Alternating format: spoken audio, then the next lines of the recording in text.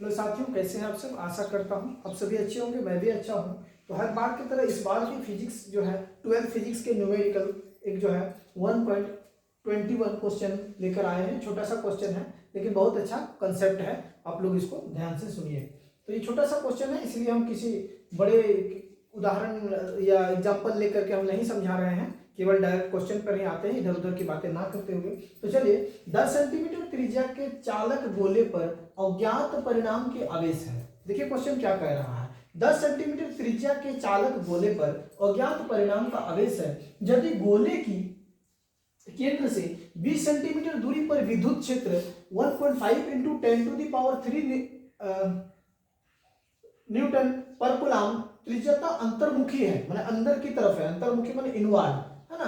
तो गोले पर नेट आवेश कितनी है ना। तो क्वेश्चन को फिर से आप लोग देखिए, और ये क्वेश्चन कह रहा है, क्वेश्चन कोई बहुत लंबा चौड़ा बात नहीं कर रहा है, सिंपल सा कह रहा है, इसलिए ज्यादा उलझन तो नहीं हमको लग रहा है क्वेश्चन समझने में। तो आप लोग फिर से एक बार पढ़ लीजिएगा कि 10 सेंटीमीटर त्रिज्या के चालक गोले पर अज्ञात परिणाम के आवेश है यदि गोले के केंद्र से 20 सेंटीमीटर दूरी पर विद्युत क्षेत्र है ना। 20 सेंटीमीटर की दूरी पर मान लीजिए कोई विद्युत क्षेत्र है इतना 1.5 × 10⁻³ तो त्रिज्यता अंतर्मुखी है, जो अंदर की तरफ है, मतलब इनवर्ड जो है उसका डायरेक्शन है। तो गोले पर नेट आवेश क्या है।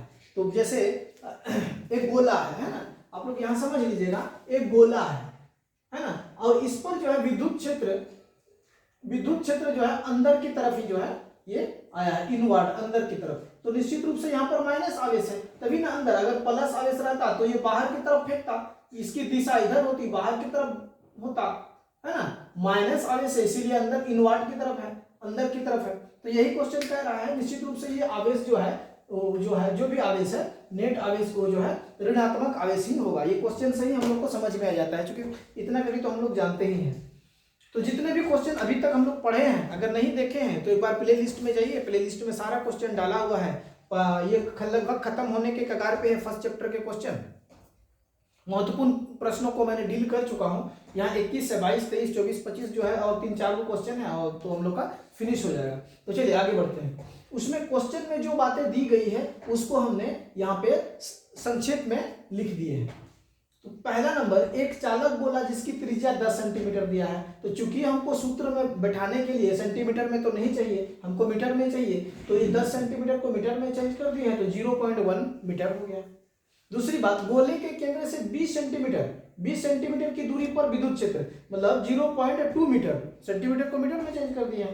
तो 0.2 मीटर दूरी पर विद्युत क्षेत्र इतना दिया गया है ना। 1.5 ये दिया गया है, जो क्वेश्चन में दिया गया वही चीज को हम यहाँ लिख दिए हैं आप लोगों को समझने की आसानी के लिए। देखिए तीसरा नंबर, विद्युत क्षेत्र त्रिज्यता और अंदर की ओर है, जिसका मतलब है कि गोले पर ऋणात्मक आवेश है ना। वो सारी चीज हमने लिख दिया है, स्क्रीनशॉट करके आप लोग जरूर लीजिए, है ना, और कॉपी में जरूर लिखिए। इस तरह से लिखा हुआ आपको कहीं मिलेगा नहीं, क्योंकि सब बात को लिख दी है, जो कि आपकी जो है न्यूमेरिकल समझने में बहुत मददगार साबित होगा। जिसका मतलब है कि गोले पर ऋणात्मक आवेश है।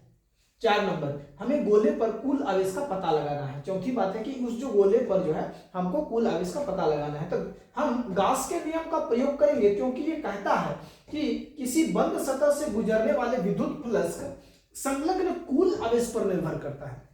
इससे जस्ट 1.20 क्वेश्चन में भी हमने इसी बात का जिक्र किया था, है ना, कि जो है वो उसकी जो क्लोज सरफेस है उसके अंदर जो है जो आवेश है उसी पर फ्लक्स डिपेंड करता है। वो क्लोज सरफेस कितना बड़ा है, उसकी त्रिज्या कितनी बड़ी है, उस पर डिपेंड नहीं करता है। तो वही बात है, क्योंकि गाउस के नियम का प्रयोग करेंगे, क्योंकि ये कहता है कि किसी बंद सतह से गुजरने वाले विद्युत फ्लक्स संलग्न कुल आवेश पर निर्भर करता है। तो चूंकि ये जो है ई विद्युत क्षेत्र गुना ये जो त्रिज्या बोल रहा है, मतलब वृत्त के गोला के जैसा ही है। तो गोले का कुल क्षेत्रफल कितना होता है, 4πr², जो क्लास 4 से ही स्टार्ट होता है ना, 4-5 से ही क्लास स्टार्ट हो जाता है ये सूत्र। तो गोले की संपूर्ण पृष्ठ का क्षेत्रफल कितना होता है, गोले के संपूर्ण पृष्ठ का क्षेत्रफल 4πr²। गोले के अर्धगोले के पृष्ठ क्षेत्रफल की बात करेंगे तो 2πr², लेकिन अर्धगोले के संपूर्ण पृष्ठ के क्षेत्रफल बात करेंगे तो वहां 3πr²। ये सूत्र तो बचपन से ही आता है, 4-5 क्लास से स्टार्ट होता है। तो चूंकि गोलाकार है इसलिए ये विद्युत क्षेत्र ये है, और ये सूत्र है गॉस के नियम से जो ये सूत्र निकाले हैं हम लोग वही है ना। तो इसी गॉस के नियम से ही जो है हम लोग आवेश निकाल लेंगे, क्योंकि इसी से आवेश बराबर यह क्रॉस मल्टीप्लिकेशन कर देंगे तो ये आवेश बराबर इसी से निकाल लेंगे, और उसी में जो है ये इसी पर जो है हम यहाँ पर वैल्यू जो है पुट कर दिए हैं।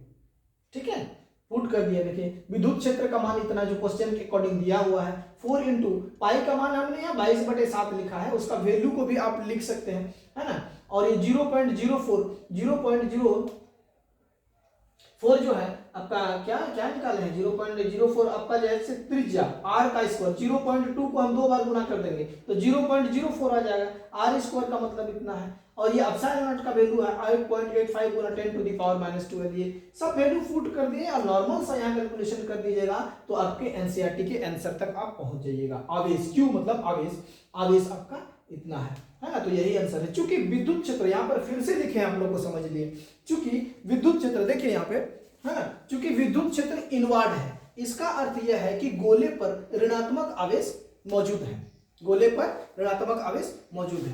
तो क्लास अगर आपको अच्छी लगी है तो सब्सक्राइब कर दीजिए, शेयर कर दीजिए, लाइक भी कर दीजिए, है ना। चलो थैंक यू।